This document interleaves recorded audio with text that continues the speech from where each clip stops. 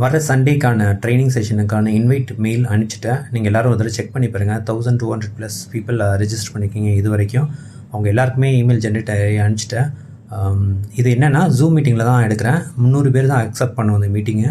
அது 300 பேர் தாண்டிங்கன்னா நேராக யூடியூப்பில் போய் லைவாக ஸ்ட்ரீமாக ஆரம்பிச்சிடும்.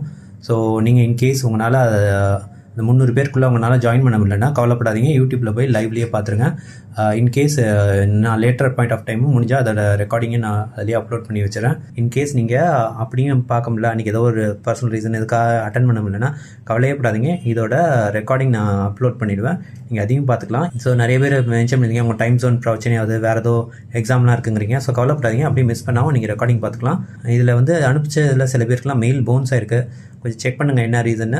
எகெயின் சொல்கிறேன், எக்ஸ்பெக்டேஷன் கிளியராக செட் பண்ணிங்க. பேசிக்ஸ் ஆஃப் ப்ராம்ப்ட் இன்ஜினியரிங்கில் உள்ள ரொம்ப அடிப்படை விஷயங்கள் சொல்லித்தரேன் நான் டெக்னிக்கல் பீப்புளுக்கு. டெக்னிக்கல் பீப்புளும் உங்களுக்கு தான் ஃபஸ்ட் டைம்னா அட்டன் பண்ணலாம். உங்களுக்கு ஆல்ரெடி ப்ராம்ப்ட் இன்ஜினியரிங்லாம் ஓரளவுக்கு தெரியும்னா இது ஜாயின் பண்ணாதீங்க, உங்களுக்கு பெருசாக யூஸ்ஃபுல்லாக இருக்காது.